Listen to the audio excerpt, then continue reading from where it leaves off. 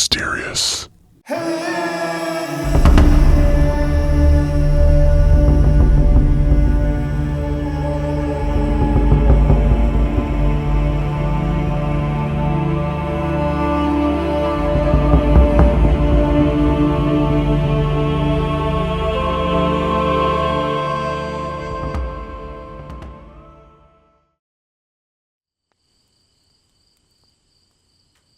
Hey everybody, welcome back to Cryptid Mysterious. Hope y'all are doing well out there. Got a pretty cool little Bigfoot encounter story for y'all today. Where y'all watching from out there? Always love hearing where everybody's watching from, looking down in the comments.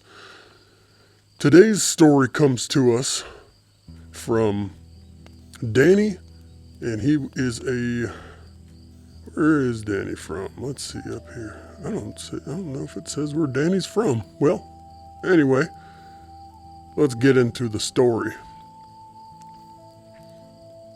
It was November 30th, 1987, when my hunting buddy Tom and I had launched my duck boat in the Allegheny River in hopes of tagging a few late-season ducks that hadn't headed south of the Mason-Dixon line just yet.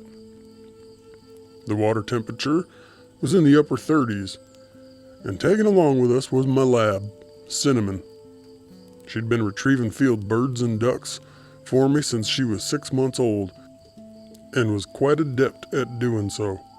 Having launched the boat, we began to head out about 3 miles downriver to the point where white water could be seen rippling over the shallow. We couldn't continue past here without lifting the motor, and if you did that, you'd have no way of getting back upstream. Just before this area was a spot on the bank covered in cattails and reeds. It had always been a great spot for us to build a makeshift blind and conceal ourselves for the hunt. Having reached our destination, we slid the boat up onto shore and covered over it with our camo tarp, concealing it from the birds overhead.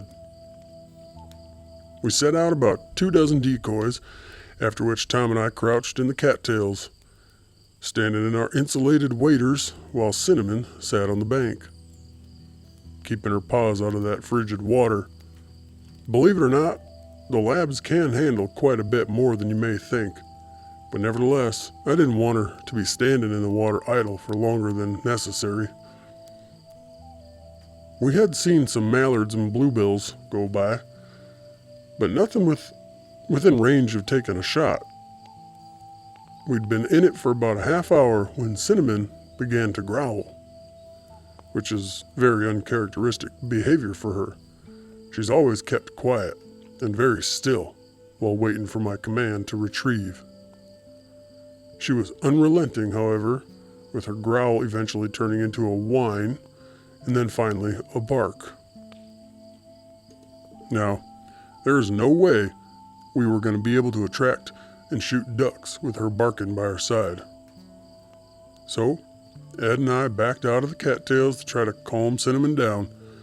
As we were petting and talking to her, she kept growling and puffing her jowls, staring across the river at the bank on the other side.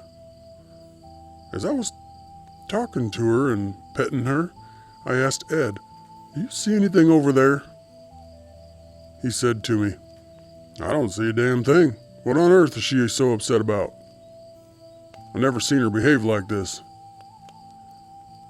About 20 minutes had passed, and she seemed to have calmed down a bit, just enough that Ed and I re-entered the cattails to once again begin our hunt. About 15 minutes later, a couple of mallards broke off from their flight to have a look-see at our decoys. And the shots rang out.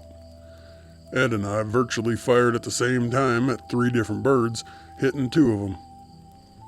Before I'd given the command for Cinnamon to fetch across the bank, rising up out of the cattails appeared a gigantic, hairy monster, which stood easily 3 feet over the 6-foot cattails.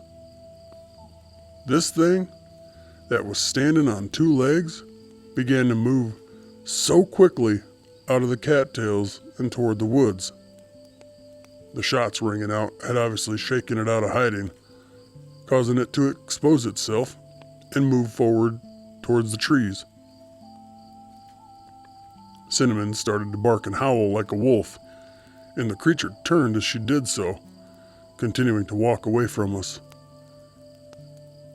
Now we both knew what she was upset about, but how she knew it was there while we didn't is anyone's guess.